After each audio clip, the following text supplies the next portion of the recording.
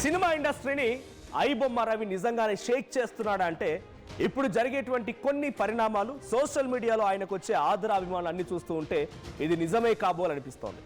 In the ever India history టాలీవుడ్లో ఎప్పుడు జరగనటువంటి ఒక సంఘటన మొట్టమొదటిసారిగా జరుగుతోంది. Ever in the history of Tollywood ఒక సినిమా మా సినిమా ఖర్చులు పెంచేసుకున్నాం, మా సినిమా ఖర్చులు ఎక్కువైపోయాయి, మా సినిమా పెద్ద ఎత్తున చాలా పెద్ద మొత్తంలో బిగ్గెస్ట్ భారీ బడ్జెట్ సినిమాగా రూపెక్కుతోంది. సో ఇవన్నిట్లో జరిగాయి కాబట్టి ఫర్ ద ఫస్ట్ టైం మాకు టికెట్లు పెంచమని అడిగిన వారే ఉన్నారు, కానీ ఏ ఒక్కరోజు కూడా టికెట్ ధరలు మేము తగ్గిస్తున్నాం మీరు రండి అడిగిన దాఖలలో.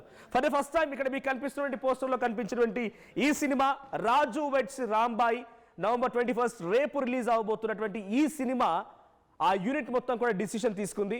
మీరంతా సినిమా ఇండస్ట్రీని ఆదరిస్తున్నారు, సినిమా టికెట్లు పెంచడం మూలంగానే మీరంతా పైరసీని ఎంకరేజ్ చేస్తున్నామనేటువంటి మాట చెప్తున్నారు అంటే మేము మా సినిమా ధరను తగ్గించుకుంటున్నాం, మీరంతా థియేటర్లకు రండి మమ్మల్ని ఆదరించండి అనేటువంటి మాటను చెప్తున్నారు రాజు వెడ్స్ రాంబాయి.